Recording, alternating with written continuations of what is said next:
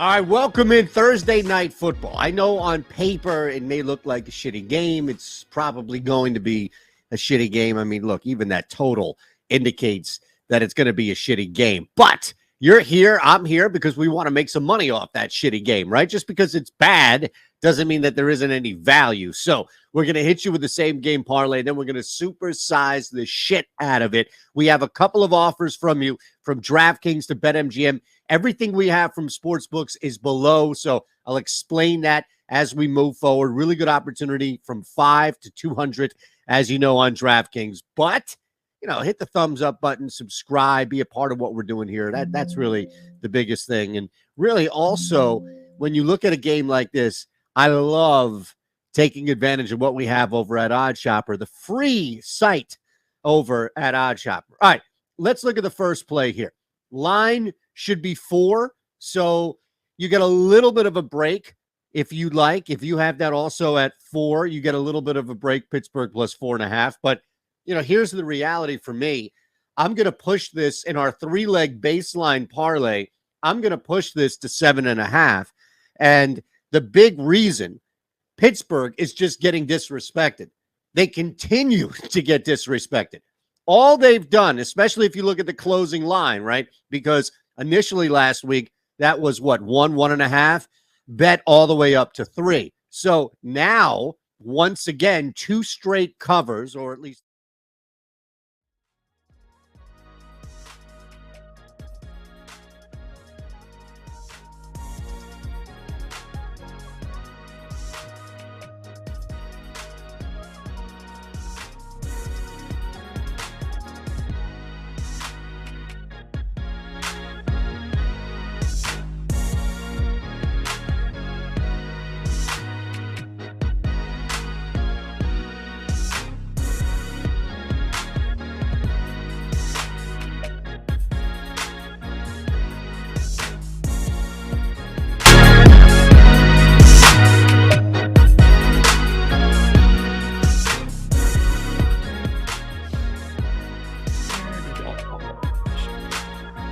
Yeah.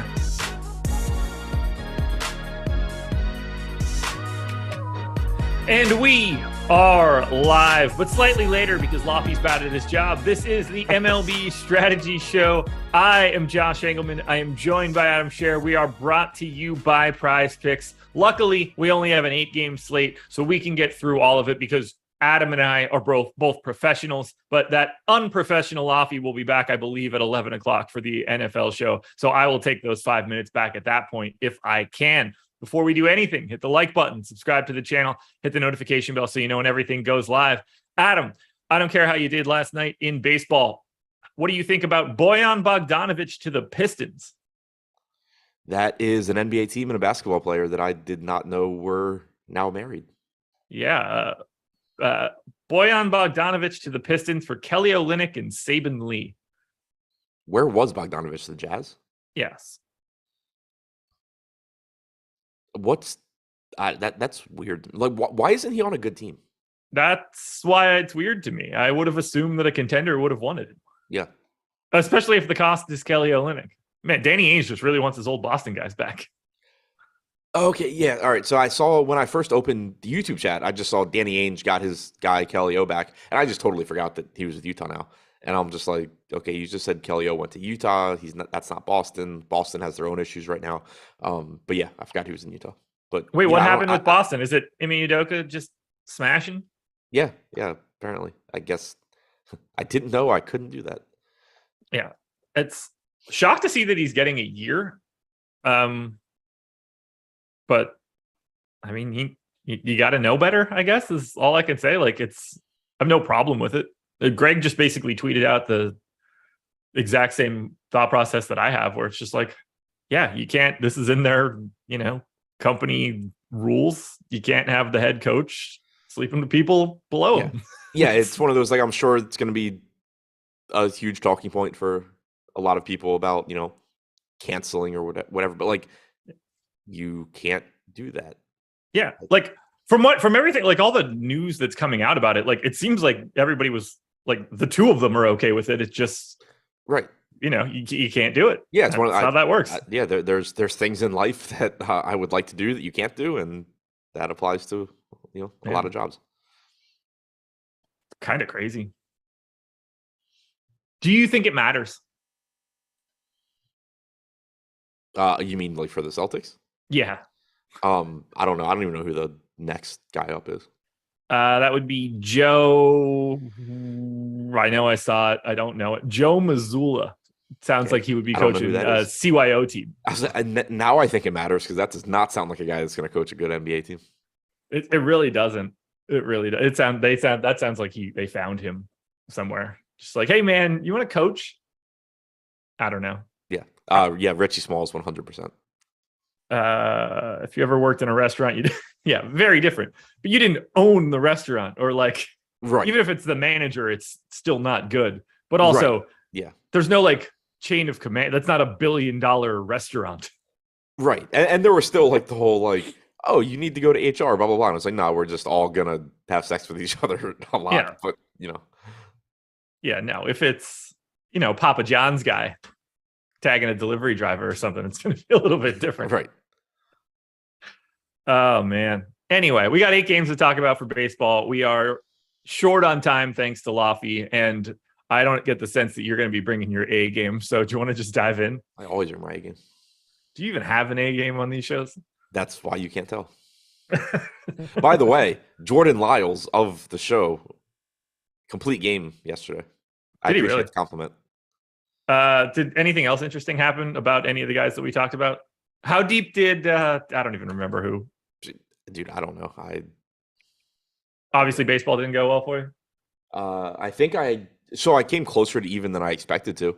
I thought I was going to just get completely destroyed yesterday. I only lost 20%. Who were we worried about going deep? Not you. Yeah, so I've been told. Shout out to AB. I really don't remember now. Dustin May. No, It wasn't Dustin May. It was Severino. How deep? Do we know how deep he went? I have no idea. He went 5. He threw 64 pitches. So you were more right, and he had 6 Ks and gave up 2 hits, so he was good too. Yeah. I'm really good at finding these guys that aren't going to be able to go deep enough in a game, but are still going to keep themselves viable by having an outstanding pitching performance. Right. We end up having these 10-minute conversations where it's just like, well, I don't think he's going to go very deep into the game. And you're just like, yeah, well, he's going to score 25 points because he's just going to not give up any hits to anybody. Yep. I'm pretty good at that part, I guess. Anyway, let's get into it. Pirates and Cubs, 3.9 run implied total for the Pirates, 3.9 for the Cubs. Mitch Keller and Hayden Wesneski. Yeah, he sounds like he's going to be the new coach of the Boston Celtics. 5,800 for Keller, 6,900 for Wesneski. No ownership going to that guy. 20% ownership going to Mitch Keller in what might be the best strikeout spot I've ever seen. The Pirates I have at 25% aggregate K rate. I have the Cubs at 27. I didn't even know I could do that. Looks like a good spot for Mitch Keller, but I just don't know how much Mitch Keller I want. Yeah, I mean, normally you don't, or it used to be you didn't have to convince me to play Mitch Keller, but now it's kind of tough. 5,800 though in a good park. Only supposed to be 60 degrees in Pittsburgh today too. Looks like a weird projected lineup for the Cubs as well. It has whatever Esteban Quiroz is hitting 5th. He is 30 years old, and I've never heard of him, which tells me he's probably not good. Projects for a 25% strikeout percentage.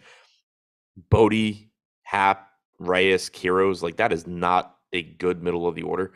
So at 5,800, I think Keller makes some sense. Obviously he's not a great strikeout pitcher on his own, but it is a pretty good spot. What about Wisniewski? I already forgot his name and I don't have it up in front of me. I know he pitched well last time because I stacked against him and he was 15% owned and just lights out. Almost 25.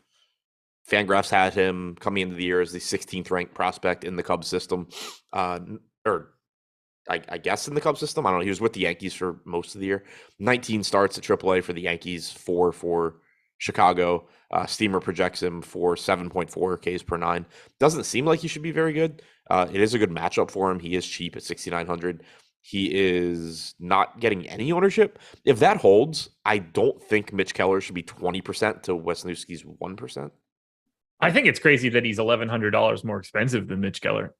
I mean, I think they're very comparable in terms of talent, probably, but I don't think one should be 20% and one should be 1. They should probably be like, I don't know, 12 and 8, 10 and 10. Yeah, I mean, like he should be getting a little bit of something here just because of how good this spot is. We'll get to a couple other guys that you can pay down for. Let's talk bats. This is a value game. Pirates are number 1 in top value, 20%. The Cubs are third at about 14%. Neither one of them are highly likely to be the top stack today. Both teams pulling about 10% aggregate ownership. That's third and fourth on the slate. Do you like going here for bats? Because the top of pitching is relatively expensive and good. Yeah, kind of interested just because it's 2 mediocre pitchers. But I mentioned it before, it's supposed to be pretty chilly in Pittsburgh today, so ball's not going to carry. It's already a tough place to hit. I don't think either pitcher is bad necessarily. So I don't know. I don't have a ton of interest in the bats. The Pirates are getting 9% ownership, which seems like a lot. They do offer a lot of value, but that seems like more than I probably want to get to. The Cubs getting 11% as well. I don't think I'm that interested in the bats. Yeah, I don't see a ton here. I'm well under the field on the Pirates and the Cubs. I think there's just going to be better options of value than these 2 teams as we move forward. Is this just an indictment of everybody going to Verlander and Bieber and Urias and Woodruff? Yeah, most likely. And I do actually have a real question for Sean V because I didn't go back and look. He said Snell was only 26% owned in the $121 single entry. Is that true? Because that's crazy if it is. He was like 35 to 40% in the $15 or whatever large field. That would be really weird for him to be lower owned than the 120 just I'm working on it. Of how people play. Snell 26% owned. That's actually crazy. Like let me see what the trickle down ends up being there. Oh, actually, he was only 26% in the relay throw. Also, I thought he was higher. Okay. Yeah, Robbie Ray was in 73%. So yeah. So I guess I actually ended up overweight on Snell, which didn't matter for me. But yeah, I was really concerned about him. But also, it was like, where else are you going to go? But I thought he was like 40% in the relay throw. But I guess he wasn't. Tristan McKenzie went for 40. Yeah, well, Snell went for 43, so who cares? I mean, like everyone that would want them, you probably wanted them both, no? Well, I guess you wanted Lyles. The winner had Snell and McKenzie. Oh, okay. Well, so I guess Blair 9999 cares. Jeff 5022. Oh, Blair 9999 won the 121, the single entry. He had Snell Ray, so none of what I'm saying matters. Yeah. Lyles was in the 4th place team. It's also just harder because you have less Lyles, a lot less lineups to get to the top with Lyles, if like in comparison, Yeah, he was only 12.5%. Yeah. Reds Brewers 3.5 run 12%. So should have been 100. 3.5 run implied total for the Reds, 4.1 for the Brewers. Hunter Green and Brandon Woodruff. I believe it's Hunter Green. Is it not Hunter Green? We don't have him in the ownership. Is Hunter Green somewhere else this morning? I'm seeing Hunter Green. Are you really? He's not popping up in our top pitchers tool or anything. I meant as the pitcher, not in our. Oh, yeah. Well, I'm going to go with Hunter Green here. I got him in 11% of lineups, 7,500. Brewers on the opposite side with Brandon Woodruff, 9,200. And your most owned pitcher of the day, 42% at this point. So how do you feel about Brandon Woodruff against the lowly Reds? I feel good about it because the Reds suck and Brandon Woodruff does not. 9,200, also just a pretty crazy price tag. We do have Woodruff getting 43% ownership, 26% chance of being a top 2 pitcher. It's just another spot where I think the pricing is kind of broken. So I think I'm going to get there regardless. Yeah, he looks fantastic. I got to 62%, happily paying up for Woodruff. And it's not even really paying up, 9,200. I got him as the highest projected pitcher, and he's the 4th most expensive pitcher. So just right away, knowing that, you're going to get a lot here. What about Hunter Green for 7,500 on the opposite side? I think he's kind of interesting at that price tag. It's a really volatile spot against Milwaukee. But again, it looks like it's supposed to be pretty chilly in that part of the country, 65 degrees in Cincy. Green actually leads this slate with a 29.8% strikeout percentage. He's had major home run issues this year, allowing 1.9 home runs per 9, but he does have a 3.77 xFIP to go along with that strikeout percentage.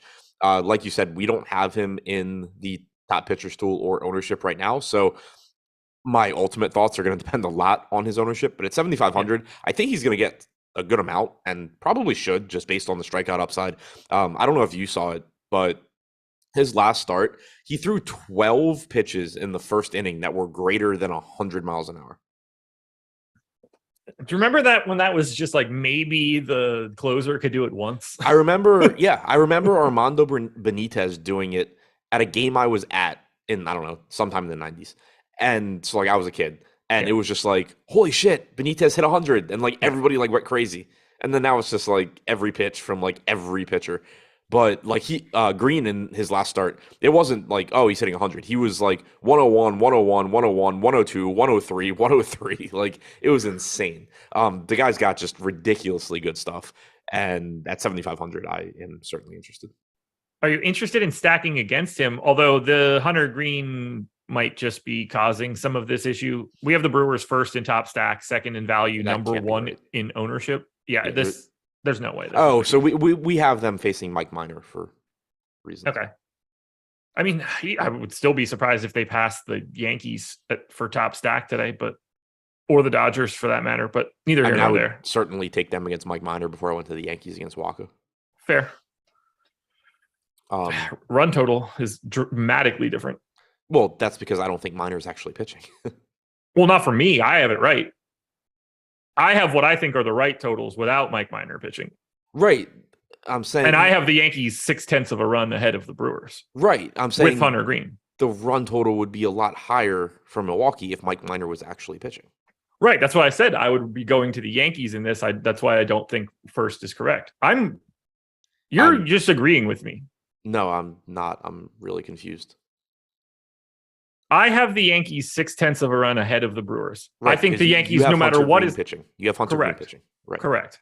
Yeah. Right. I'm saying if Mike Minor is or were pitching, I would agree that Milwaukee is a better spot than New York. Ooh, it'd be close. It'd be close. 0.6 of a run is a lot of runs. Yeah, Mike Minor's really bad. That I also agree with. Let's talk about the Brewers, though. How do they look against Hunter Green for you? It's a high upside spot just because Green has had those power issues this year. You're still in Cincinnati. 174 expected ISO to lefties, 197 to righties. So a lot really will come down to the ownership because I do think it's a high upside spot. If you're getting ownership going to Milwaukee, then I'm happy to just take Hunter Green. But if Milwaukee's ownership were to become not very high, then I still think it's a really high upside spot. But if I could only pick one side, I would go Hunter Green. Shit. Oh man, Subash, well, you didn't need to delete that message. It was funny. It was like somebody I didn't see it. I was trying to see what you were laughing at. I couldn't see it. Said somebody missed their collagen this morning. It was just good callback. So was that about fun. You and my coffee? Fake coffee, yeah. Fake coffee. How do you feel about the Reds bats on the opposite side? Another potential value stack I don't have a ton of interest in. Yeah, same here. I mean, Woodruff, obviously not somebody I'm looking to pick on. All right. Anything else you want to touch on here?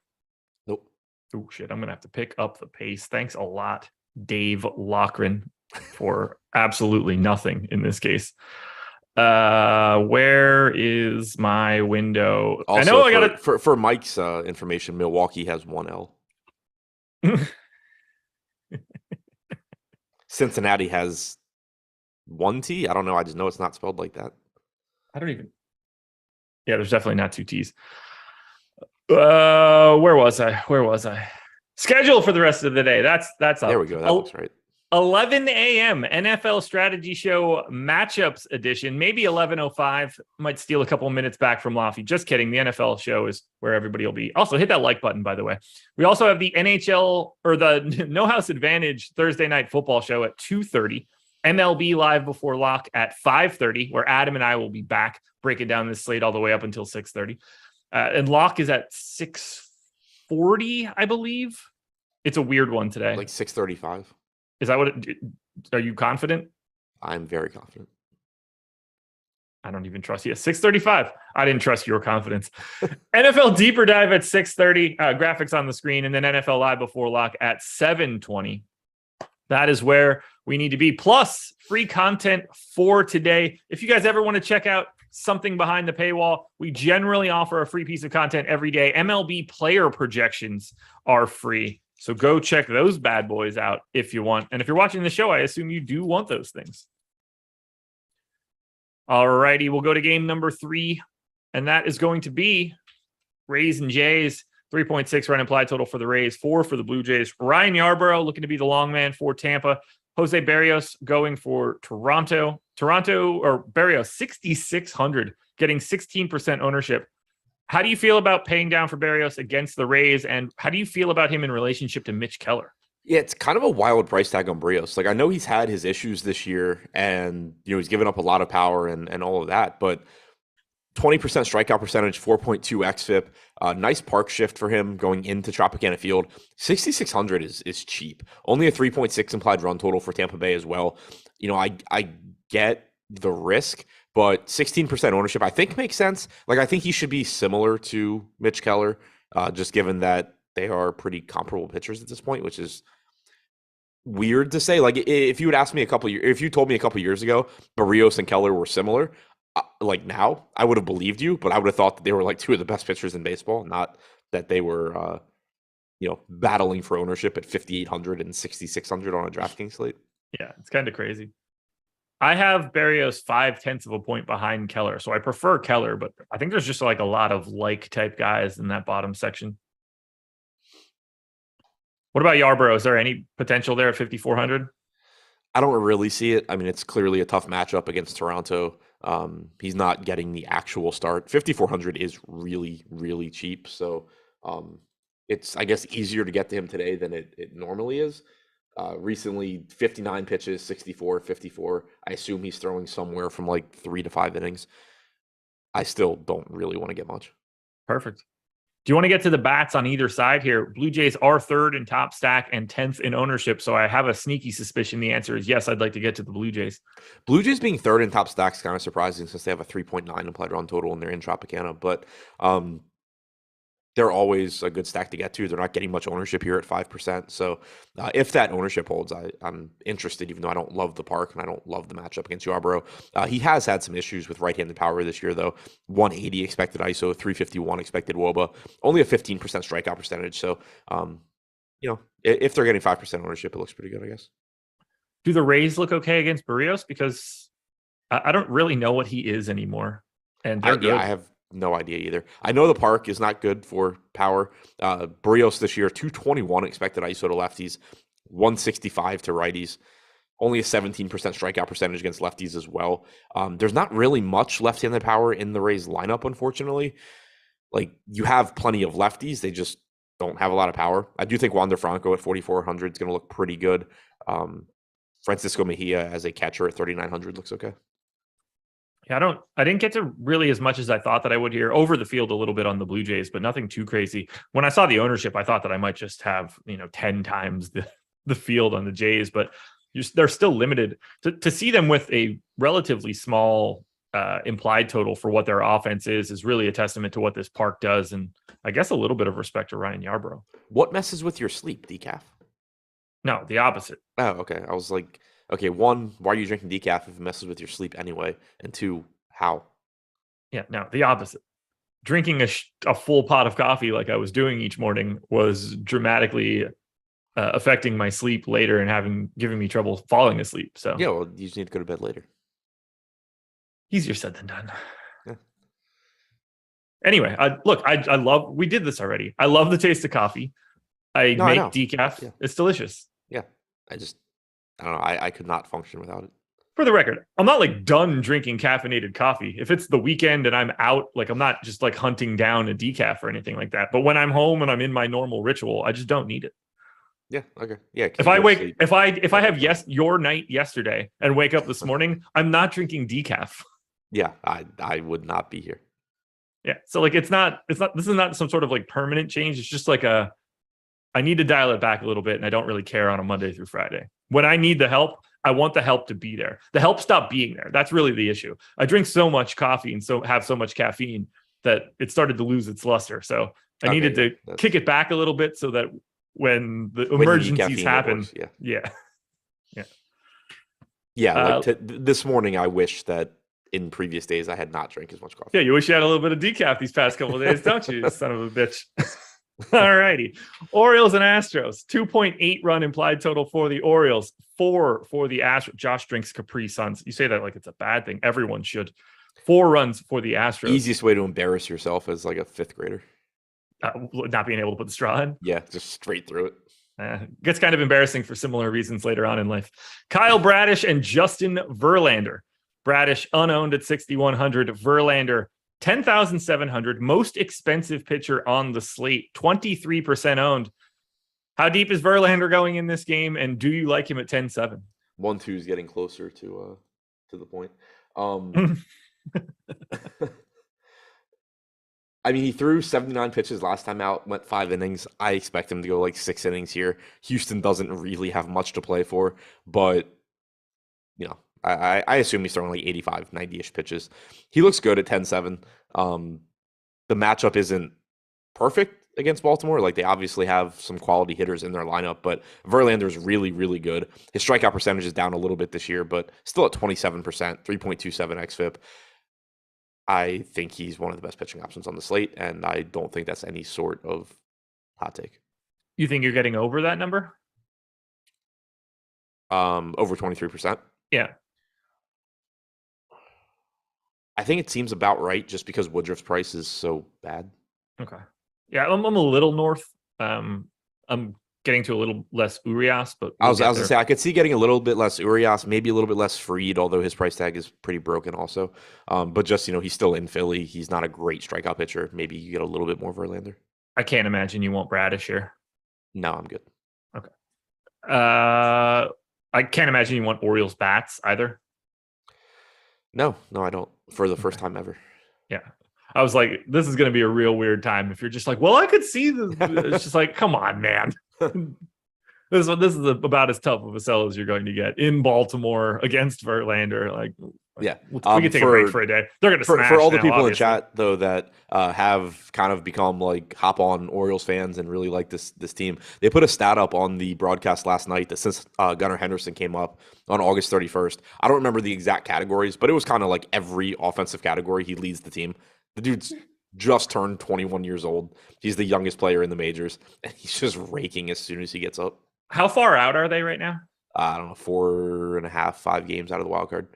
They screwed themselves with this Detroit series. Well, I was just going to say, like, as long as it's not like 1 and then they're just kicking themselves for not bringing him up.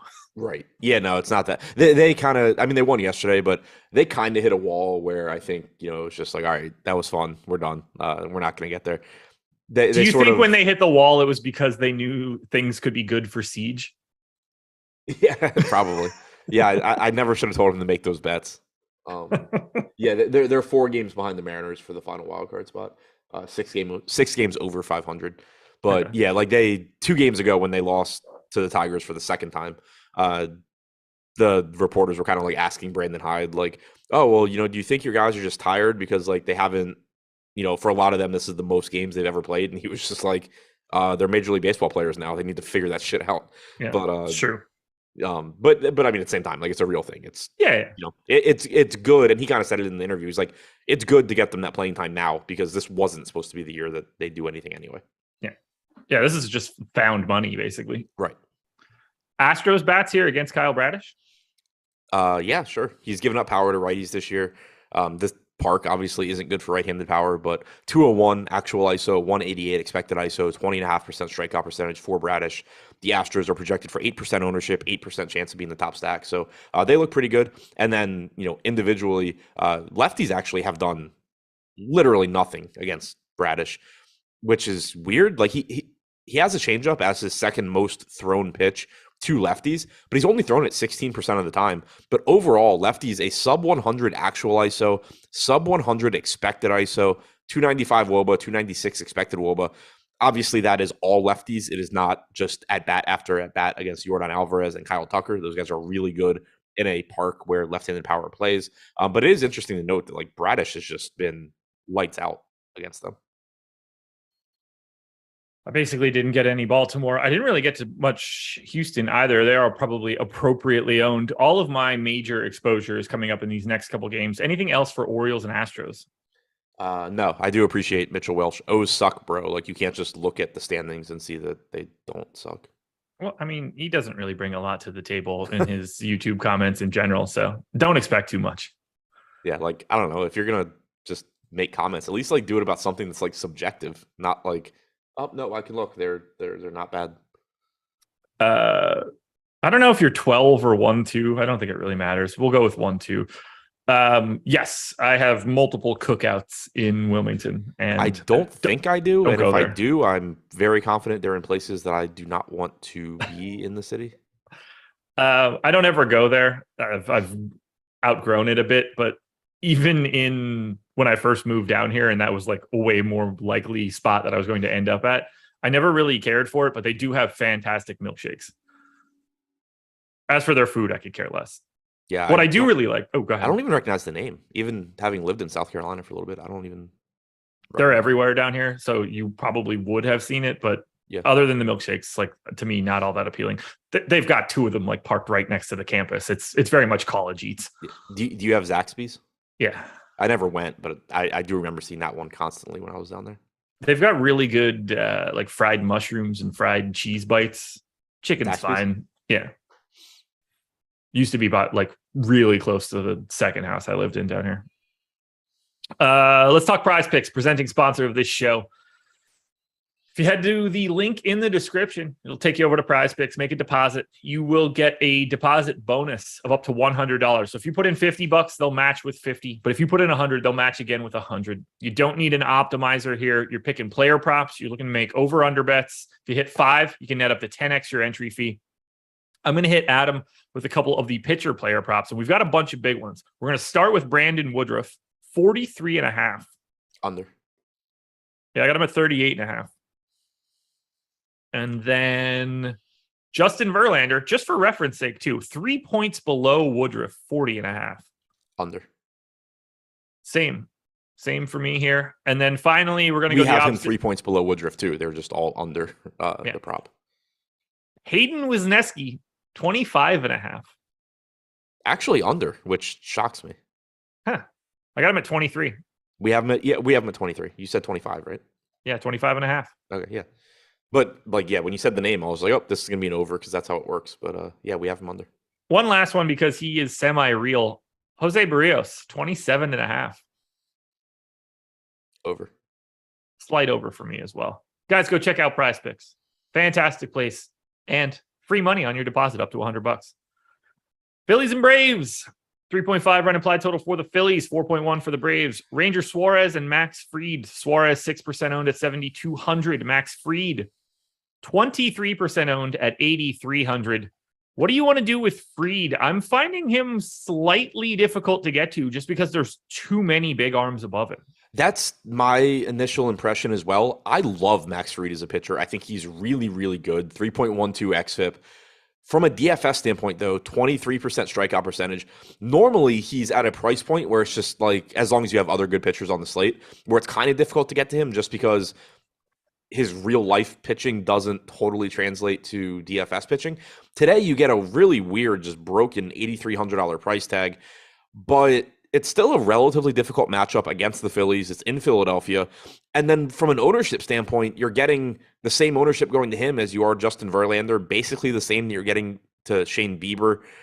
I kind of just don't like, obviously those two are at a different price point, but with the way hitter pricing's been, I don't know, the entire season, I just doubt that you really have trouble getting up to those guys. So my best educated guess right now, it's not an anti-Max Fried thing for me because I do love him as a pitcher. I think he's very good. I think this price tag is too cheap.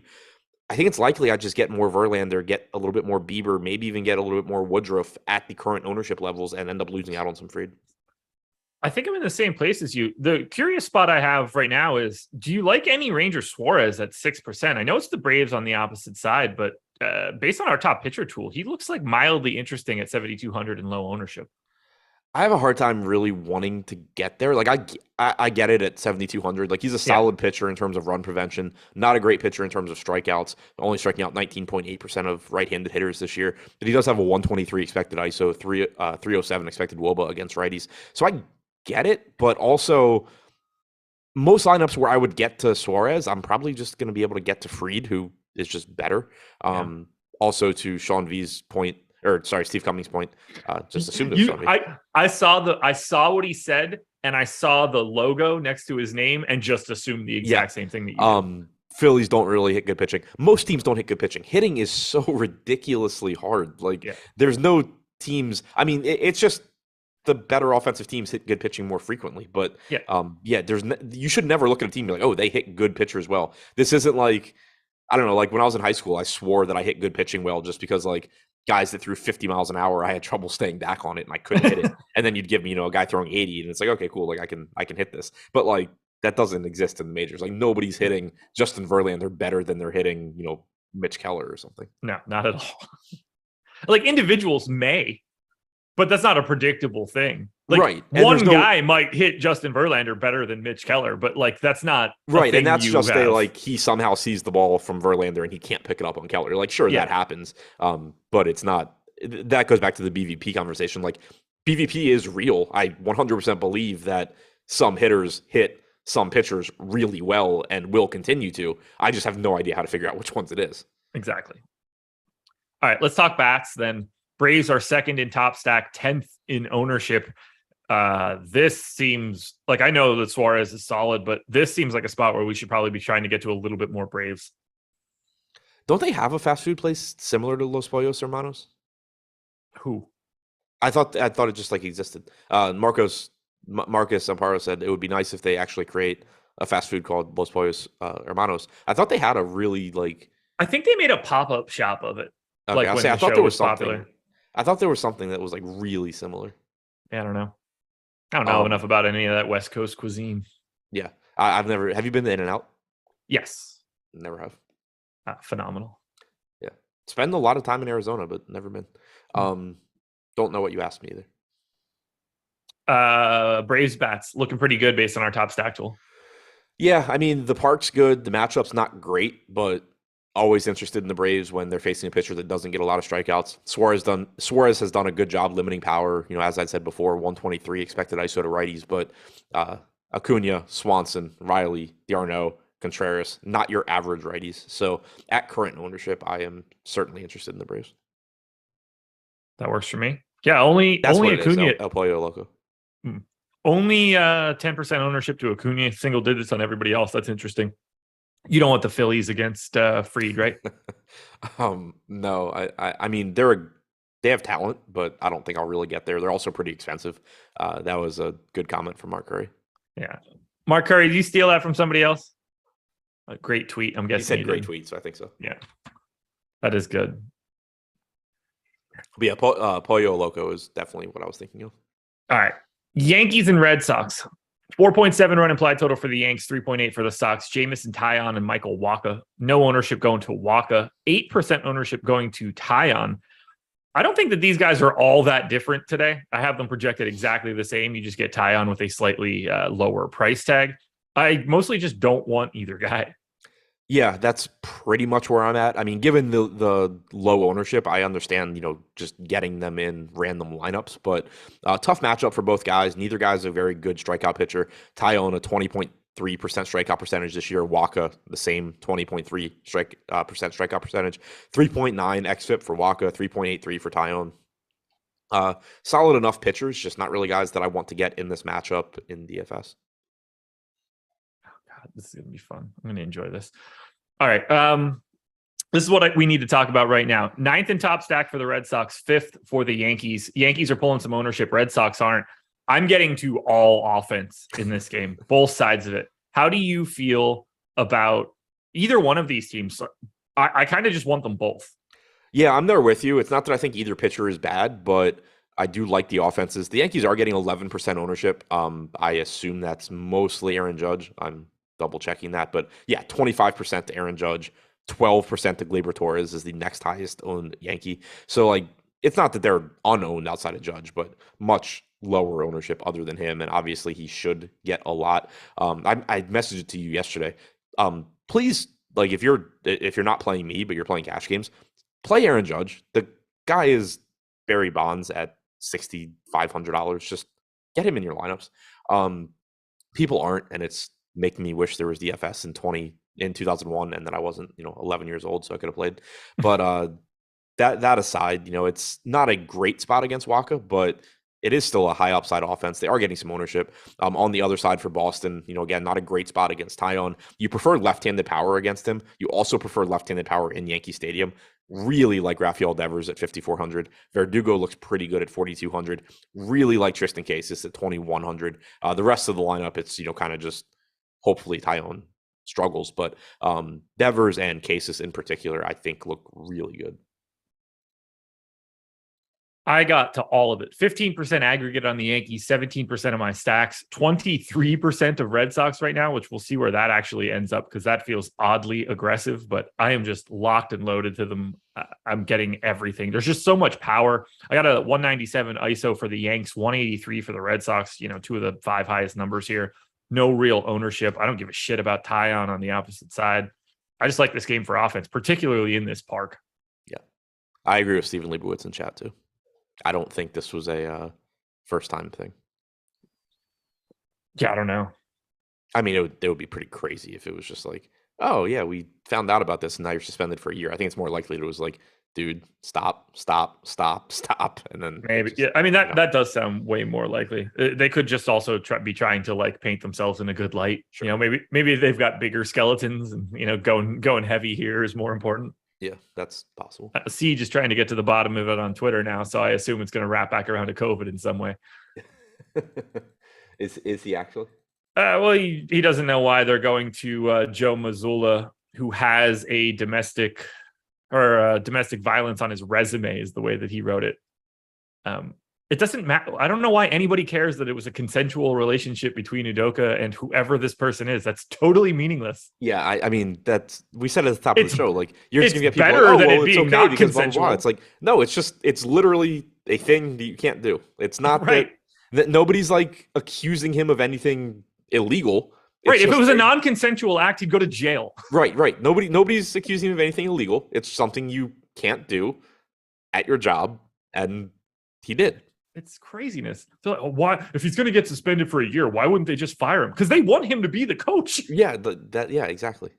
I don't get the sense that a lot of people on the Celtics want him to be gone.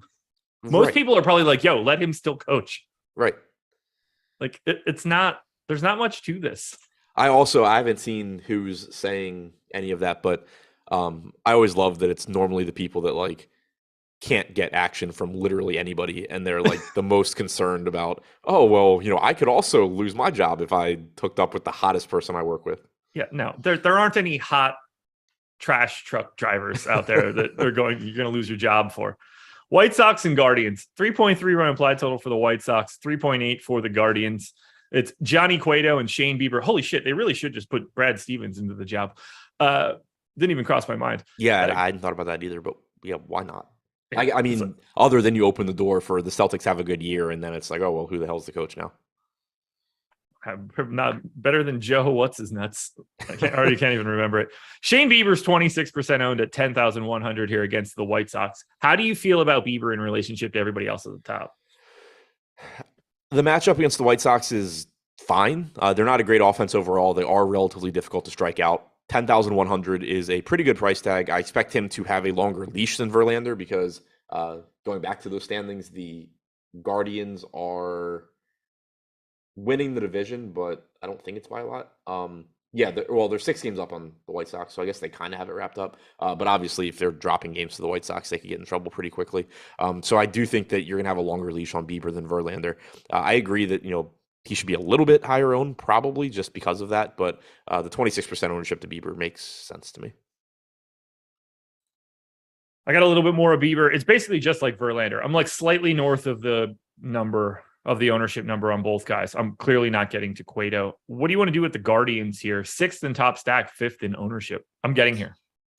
Oh man. I think that they look decent. Cueto's been really frustrating this year. 4.45 xFIP, only striking out 15% of hitters. Seems to never actually pitch poorly, though, if you take hitters against him. Cleveland only has a 3.7 implied run total. This is another game. It's 60 degrees in Chicago. Ball is not going to carry here like it normally does. Prices have come down a bit. That's noteworthy. Stephen Kwan, who I jinxed into having a massive game yesterday, is down to 4,400. Ramirez dropped $400 to 5,700. Naylor's down to 3,900. Rosario dropped $900 to 4,100. All of that does make them look quite a bit better. As a result, they are getting some ownership at 8%. But I think the ownership is pretty much in line with their top stack percentage. Yeah, for some reason, this is a spot that I'm getting to pretty aggressively. Although if Will Brennan is in the lineup, that's not going to be good because he doesn't have a salary. It's just a pretty easy team to stack at the top. Do you like the White Sox at all against Bieber? No. That'll work. Let's close this out. Dodgers and Diamondbacks, 4.2 run implied total for the Dodgers, 2.9 for the D-backs. Julio Urias and Zach Gallen going here. Urias, 23% owned at 9,700. Gallen, 5% owned at 8,800. I'm having some trouble getting to Urias. He's sort of fourth of the top four guys for me, and that's where it's getting pinched out. What do you see here for him? Yeah, I'm kind of same boat for me. I think he's a good option, but I think if I can find the money, I'd rather get to Verlander or Bieber. There's going to be some lineups too where I just can't get to Urias and I end up with Fried. Certainly would rather get to Woodruff, who is in a different ownership category. But Urias looks fine. I'm just always concerned with Dodgers pitchers this time of year because they're not really playing for anything. He did throw 98 pitches last time out, which is a lot for him. He went 6 innings. I think it's likely you get 6 innings from him here, but there's a non-zero chance that you get Dave Roberts as well. Overall, I think the ownership makes sense, but that I probably end up a little bit under the field. Any interest in Gallen? He's really good, but this spot's just so tough. 5% ownership. I think like anything in that 5 to 10 range is totally reasonable for today. But like in 150 lineups, I'll probably get more than 0. But it's probably also like specific lineups where it's like, oh, I have popular bats, and Zach Gallen just sort of fits. Do you have any interest in bats on either side here? Obviously, the Dodgers are in a tough spot. So are the Diamondbacks to a degree. They are a decent value team.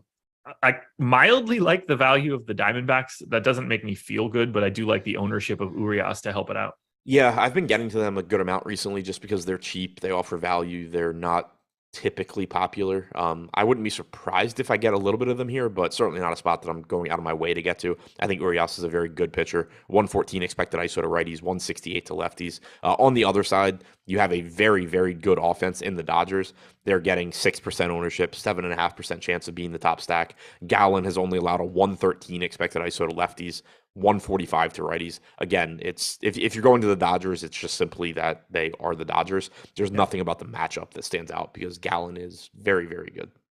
Do you think you're more likely to get to Dodgers or Diamondbacks in this game? Probably Diamondbacks. Like, would I rather get to the Dodgers? Yes. Sure. Do I think it's more likely I get to the Diamondbacks? Also, yes.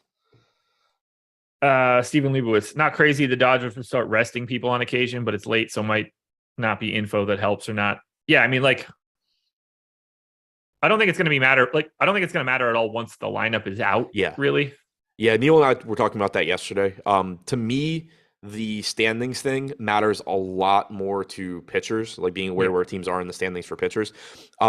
It used to be that this time of year, you did really need to know where teams were, and because they had 15 guys sitting on the bench that they could just throw out there in the 5th inning and be good. But now, when September starts, now you go from 26 to 28 players, so you can only do so much subbing guys in, and like you're also running the risk of putting guys in uncomfortable situations. Like if you're just like, oh, it's the 5th inning, we're going to take everybody out that we can, then it's like, oh, that guy got hurt, and now you have like a pitcher playing shortstop or something, like or playing left field. Like you don't want. The last thing you want when your team just trying to be healthy for the postseason is throwing guys into things that they don't normally do. So they can't just do. They can't make substitutions like they used to be able to.